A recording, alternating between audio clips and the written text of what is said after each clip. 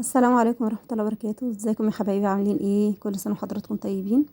النهارده هنعمل مع بعض التورتايه دي، هنزينها بس مع بعض. طبعا احنا عملنا الاسبونج قبل كده مع بعض، هنزينها بكل التكات والتفاصيل والحركات بتاعتها كلها ان شاء الله. بطريقة سهلة وبسيطة. نسمي الله ونشوف هنعمل ايه. اول حاجة معانا كيك سبونج احنا عملناه، طبعا عاملاه معاكم في القناة قبل كده اكتر من مرة. بنقسمه زي ما انتوا شايفين بالطريقه دي. انا هعمل الكيكايه دي او التورتايه دي هعملها 4 طبقات. شايفين ما شاء الله الاسبونج بتاعنا جميل ازاي، مع انه معمول النهارده في نفس اليوم اللي هي اتزينت فيه، والمفروض اللي هو كان يبات ليله، بس الطلب كان مستعجل شويه فعملناه على طول ان شاء الله. شايفين اول حاجه بنعملها بنشيل الطبقه الرقيقه اللي هي بتبقى فوق دي بتاعه البيض. دي بتكون فيها زفارة البيض اكتر وبتدي طعم مش حلو، فالافضل ان احنا نشيلها كده بالراحه. ولو ما اتشالتش معاكي ممكن تشيليها كده بالقطاعة او بايدي كده بالراحة، ان شاء الله هتطلع معاكي بسهولة زي ما انتوا شايفينها كده، طريقة بسيطة. تمام، بتحاولي بس تطلعي الحتة اللي بتلمع بس مش كلها يعني. تمام، وبعد كده بتشتغلي زي الفل بتبقى معاكي تمام. اول حاجة بقى الكريمة بتاعتنا، طبعا انا عاملة معاكم الكريمة برضو قبل كده في القناة، فيعني ما حبيتش اطول الفيديو اكتر من كده، وعملته بالطريقة المعتادة على طول واشتغلت بيه، اللي هو كوباية كريم شانتيه وكوباية ونص مية متلجة ومعلقة كريم باستري ومعلقة كمان لبن بودرة ومعلقتين سكر بودرة او سكر عادي اللي انت عايزاه اشتغلي بيه عادي. بس اهم حاجة لو هتبدأي بالسكر الحبيبات تعملي الاول، تضربي الاول المية مع السكر تدوبيه وبعد كده تنزلي بالكريمة. زي ما انتوا شايفين كده حطيت دهنة صغيرة من الكريم شانتيه، وبعدين نزلت عليها بطبقة من الطبقات بتاعتنا بتاعة الكيك.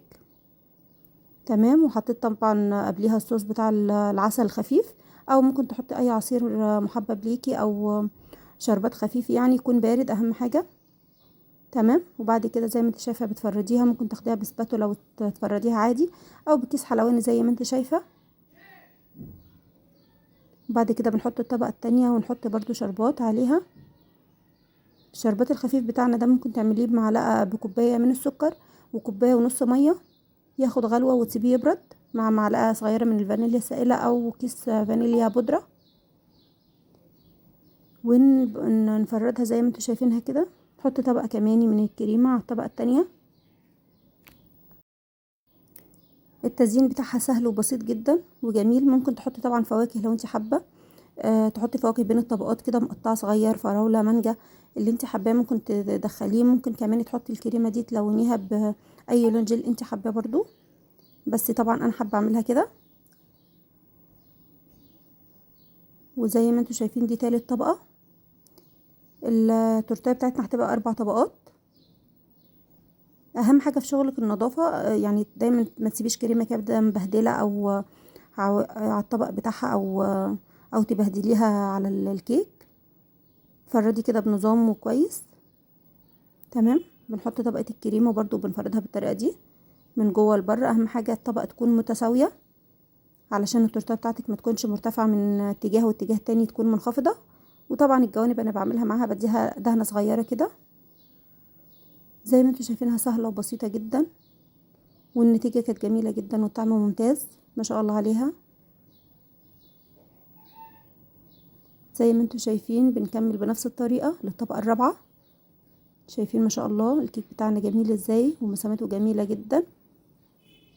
تمام، على فكرة ممكن نحط كمان مع العسل الخفيف ده معلقة من نسكويك الشوكولاتة او كاكاو، او نعمل كمان نسكافيه خفيف، بيبقى جميل جدا برضو، بيديها طعم جميل لو هي بالشوكولاتة، لكن لو هي بالفانيليا لا طبعا. تمام، لو بالفانيليا بنديها عصير لو احنا حابين، او اي كمبوت، ميه الكمبوت ممكن نحطها فيها برضو بتبقى جميله جدا وطعم الكمبوت بتاعها بيبقى حلو. شايفين ما شاء الله جميله جدا.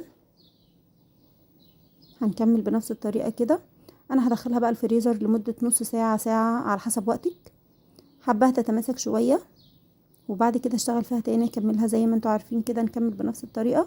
بس انا حباها تتماسك شويه عشان بعد كده اديها الطبقه التانية تبقى يعني متماسكه وجامده كده، وتاخدها ما تقعش من عليها، تبقى مظبوطه زي ما انتوا شايفين الجمال. طبعا ممكن تحطيها كمان، يعني لو انتي مثلا عامله الشغل ده بالليل ممكن تحطيها في التلاجة لو ما كانش في مكان في الفريزر برضو ممكن تحطها في التلاجة تقعد لها ليلة او حاجة، 3-4 ساعات ماشي يعني لو الوقت مش متاح.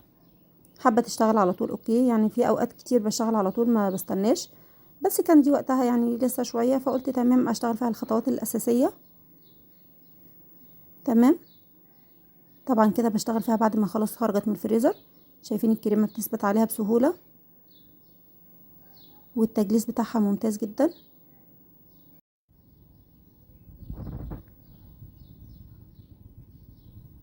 سهلة وبسيطة جدا، وزي ما انتوا شايفين كده جميلة، والكريمة بتاعتك عشان مظبوطة هتبقى الشغل بتاعك تمام وزي الفل ما شاء الله عليها. اعملي الحاجة بحب وان شاء الله هتطلع جميلة جدا وطعمها حلو ومذاقها جميل. شايفين ما شاء الله عليها حلوة خالص. بالسباتولا بتاعت التورته دي وهتظبطيها كده. طبعا لو لقيتي حته فيها محتاجه كريمه بتزوديها كده بالراحه وبتسويها مع الاطراف الباقيه.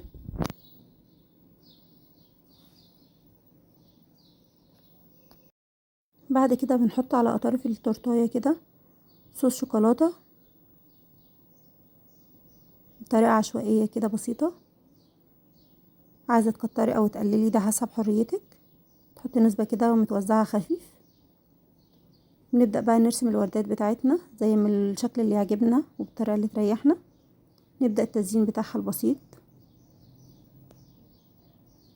انا بسيب مسافة بين كل وردة لاني كمان هحط وردات بيضة، روزيتات بيضة كده بالكريمة البيضة. شايفين قصدي ايه؟ تمام. ممكن ترسمي بقى الطريقة اللي تعجبك، والتزيين ده يرجع لحريتك والطريقة اللي انت عايزاها اعمليها. زي ما انتوا شايفين كده بنكمل بنفس الطريقة وبنجيب لها الكريسبي دي اللي هو اللون الذهبي. حبيت ازوقها بيها، حطيتها على الكريمة الشوكولاتة. شايفين الجمال؟ تحفة خالص، منظرها جميل جدا ولسه ما كملتش.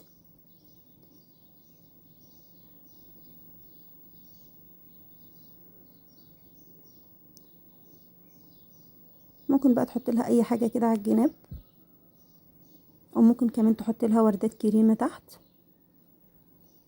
لو انت حابة. اي فرماسيل اي حاجة انت حباها ممكن تزينيها بيها كمان.